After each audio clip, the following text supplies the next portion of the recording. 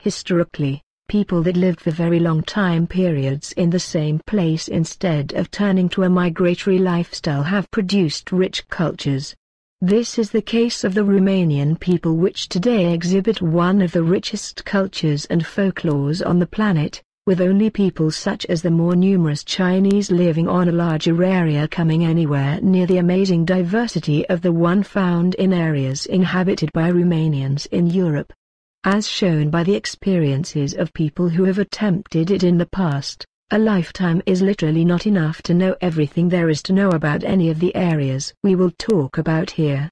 Centered around a core set of values, symbols, styles and traditions shared by all, each geographical area has branched out over the ages with its unique style, and within these areas individual counties, cities and villages have developed their own local cultures. Famous rivalries continue to persist between these geographical areas, counties and villages. These local and regional cultures all share similarities which trace their roots very far back in time and are a testament to the resilience and continuity of the Romanian people. For example, the clothes of a Romanian peasant painted in the 19th century look identical in every way to the Dacian ones we have seen in the previous videos. Those costumes were still worn casually by Romanians at the dawn of World War II, including the famous Dacian shoes, called a pincă.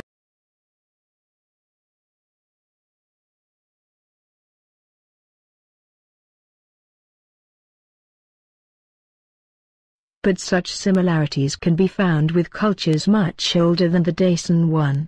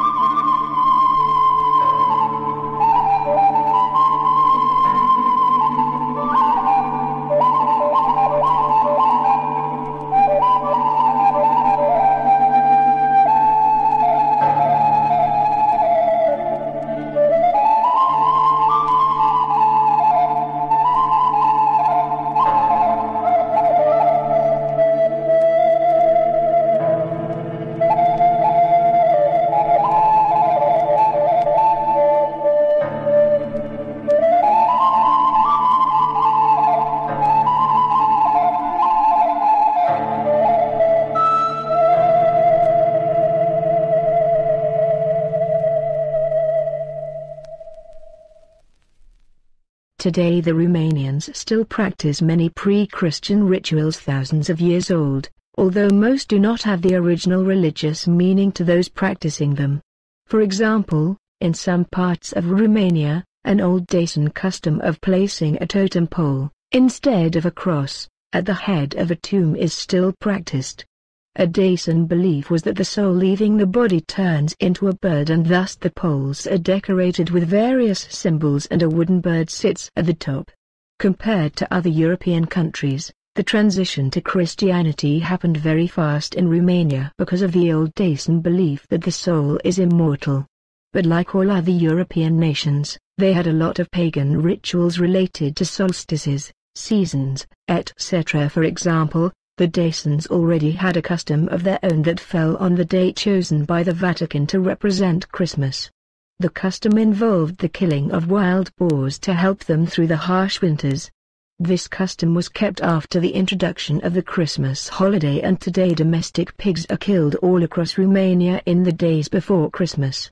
A huge array of other archaic pre-Christian rituals probably related to the winter solstice and animal gods are also practiced in all areas inhabited by Romanians, like the goat ritual, the bear ritual, the horses ritual, the plough ritual done at New Year's Eve, etc. Many customs are inherited from the Romans as well, such as the belief in fairies that visit a newborn baby and determine his destiny, or the placing of a pine tree, replacing the cypress tree which did not grow in Dacia, in front of the house of a dead man. The funeral customs inherited from the Romans are combined with practices which were typical of the Dacians, such as the celebrating of a death instead of mourning it, or the commemorating of all dead ancestors on a specific day which is now a Christian holiday. We could go on all day talking about the diverse ancestral rituals and customs practiced in Romania, so we'll describe just one more, one coming from the vast ocean of ancient myths still preserved. The one related to the day of Dragobete, the equivalent of Saint Valentine's Day. Dragobete is said to be the son of Docia, a daughter of King Decebalus. She has her own myth, related to the passage from winter to spring. Dragobete is the one who ends the winter and lets the spring come and nature revive. This is the time when love revives as well, and animals and birds mate. Young couples who make vows a certain number of times on this day will stay in love for the whole year. The music and dances of the Romanian people are simply too diverse to cover in such a short space. This area is so vast that a meaningful presentation would require a few hours. So we'll discuss a single dance here, one of the oldest. A magical ritual initially. Variants of this ancient dance can also be found in Portugal or in Britain, where Roman legions made up of Dacians were stationed.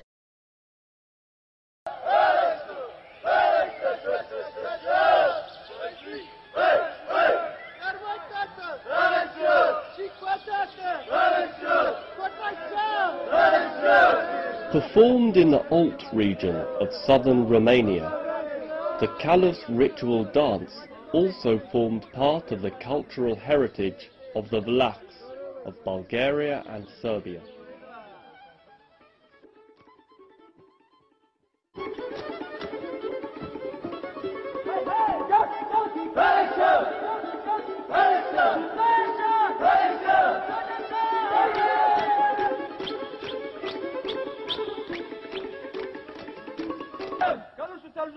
Călușul să-l jucăm! În credință și dreptate! În credință și dreptate! Să ascult comanda vătapului! Să ascult comanda vătapului! Și nu ascult nimic din câștig! Și nu ascult nimic din câștig! Iar acum ar așa!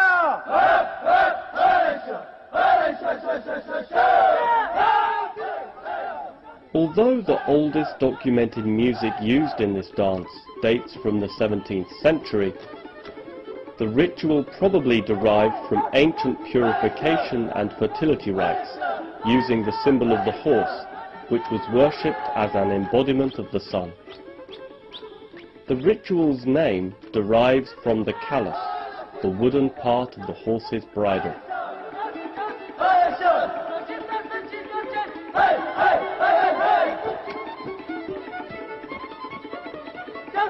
The callus ritual features a series of games, skits, songs and dances, and was enacted by all male Calusari dancers to the accompaniment of 2 violins and an accordion. Groups of Calusari dancers, sporting colourful hats, embroidered shirts, and trousers adorned with small jingling bells, perform complex dances which combine stamping, clicking of the heels, leaping, and swinging of the legs. According to tradition, groups of dancing and chanting Calusari, who were thought to be endowed with magical healing powers, went from house to house, promising good health and prosperity to villagers. Young men used to be initiated into the ritual by a vata, or master, who had inherited the knowledge of descantece, or magic charms, and the dance steps from his predecessor.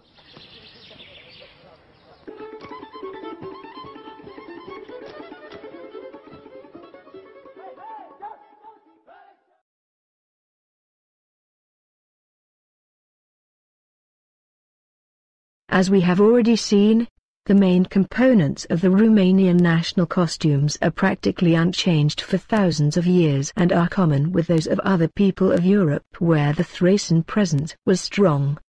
These costumes were worn up to the 20th century when they started being worn mostly on special occasions and then stopped being used altogether after World War II. These costumes show the same explosion of diversity as all other areas of the Romanian popular culture.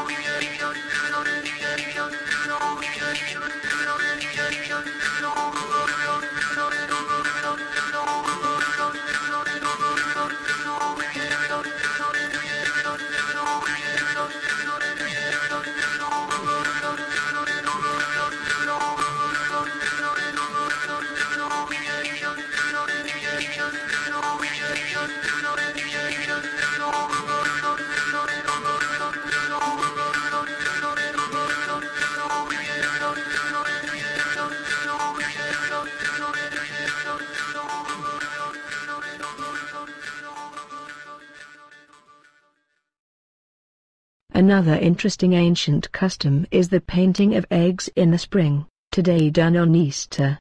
This custom is also practiced in Moldova and the parts of Ukraine close to the border to Romania, where Romanians have been assimilated by the Slavs, roughly matching the area that the Cucutni culture occupied in the past.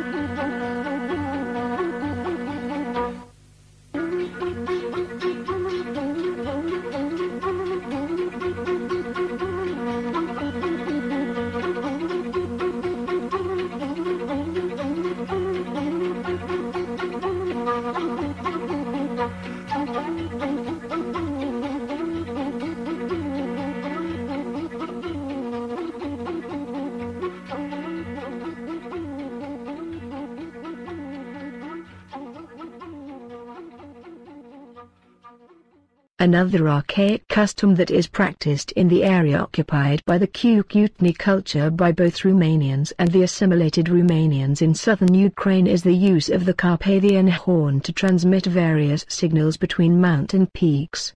This instrument is thought to date back to the Thracian shepherds. Variants of this instrument were used in all parts of Romania in the past and not just by mountain shepherds. For example, it was used to transmit signals in battle by various Romanian commanders during the Middle Ages.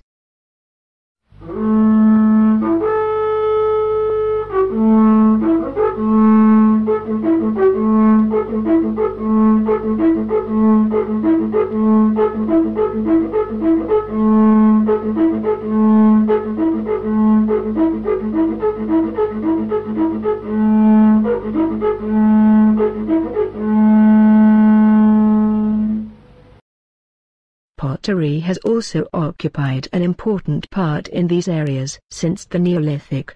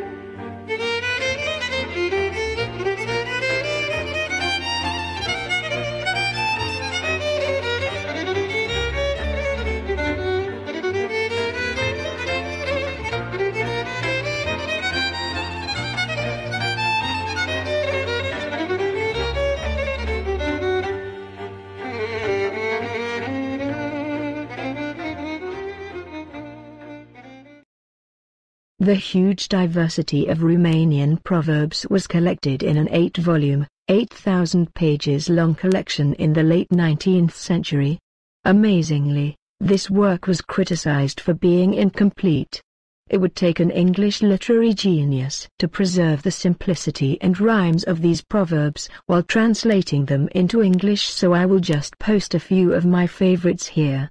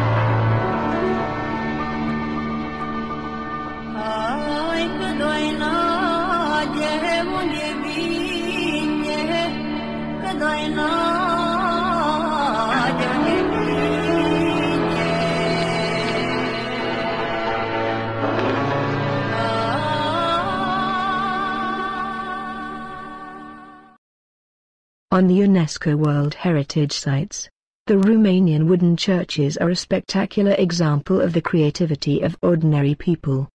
These were built all over Romania, but more in Transylvania, where the German, Hungarian and later the Austrian occupiers would not let the Romanians build stone buildings for centuries. Some of these churches resemble wooden churches built in the Scandinavian peninsula.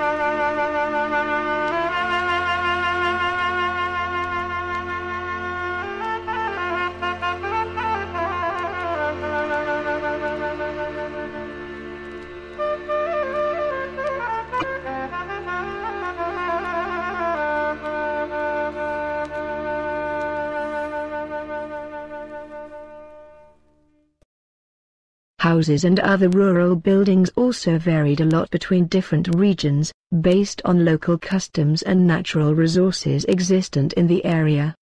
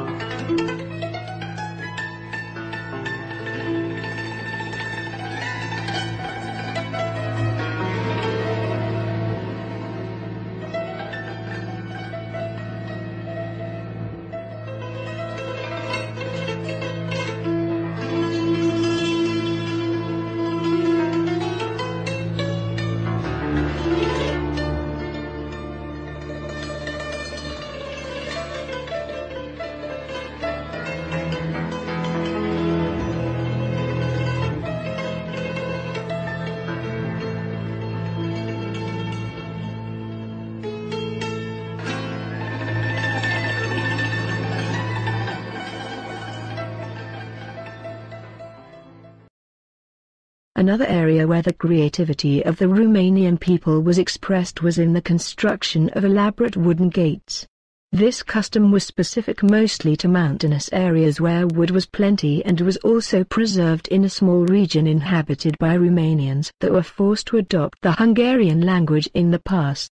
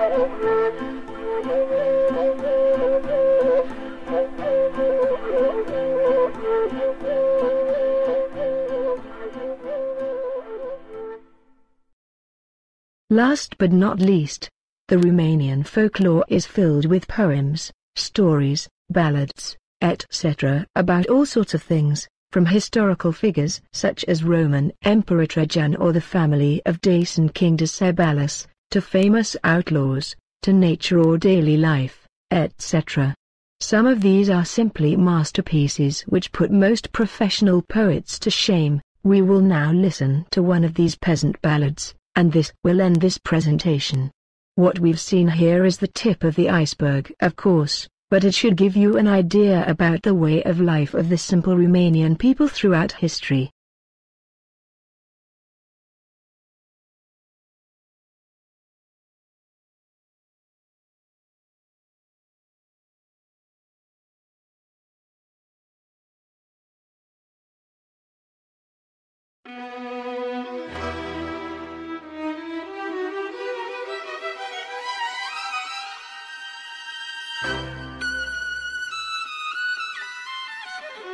Pe un picior de plai, pe o gură de rai, iată vin în cale, se cobor în vale, 3 turme de miei cu 3 ciobănei. Unul-i moldovean, unul-i ungurean și unul-i vrâncean. Iar cel ungurean și cu cel vrâncean mării se vorbiră, ei se sfătuiră pe la puste soare ca să mi-l omoare pe cel moldovean, că-i mai ortoman și are oi mai multe, mândre și cornute și cai învățați și câini mai bărbați. Dar cea mioriță, cu lână plăviță, de 3 zile încoace, gura nu-i mai tace, iarba nu-i mai place. Mioriță, laie, laie, bucălaie, de 3 zile încoace, gura nu-ți mai tace, ori iarba nu-ți place, ori ești bolnăvioară, drăguță mioară. Drăguțule bace, dă-ți oile încoace, la negru zăvoi, că iarbă de noi și umbră de voi. Stăpâne, stăpâne, îți cheamă și un câine, cel mai bărbătesc și cel mai frățesc, că la pus de soare vreau să mi t-omoare baciul ungurean și cu cel vrâncean. Oiță bârsană, de ești năstrăvană și de-a fi să mor în câmp de mohor, să spui lui vrâncean și lui ungurean, ca să mă îngroape aici pe aproape, în strunga de oi, să fiu tot cu voi, în dosul stânii să-mi aud câinii, astea să le spui, iar la cap să-mi pui, fluieraș de fag, mult zice cu drag, fluieraș de os, mult zice duios, fluieraș de soc, mult zice cu foc. Vântul când abate, prin ele a răzbate, și oile s-or strânge, pe mine mor plânge, cu lacrimi de sânge.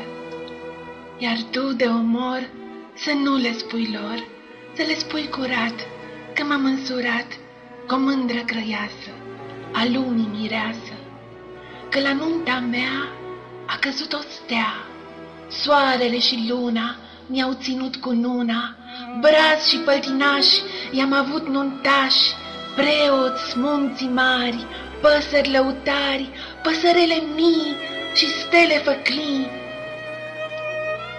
Iar dacă-i zări, dacă-i întâlni, măicuță bătrână, cu brâul de lână, din ochi lăcrimând, pe câmp alergând și la tot zicând, cine a cunoscut, cine mi-a văzut, mândru ciobănel, tras printr-un inel, fetișoara lui, spuma laptelui, mustăcioara lui, spicul grâului, perișorul lui, pana corbului, ochișorii lui, mura câmpului. Tu, mioara mea, să te înduri de ea și spune curat că m-am însurat. Cu o fată de crai, pe o gură de rai, iar la cea măicuță să nu-i spui drăguță, că la nunta mea a căzut o stea, că am avut nuntași, brazi și păltinași, preoți, munții mari, păsări lăutari, păsărele mii și stele făclii.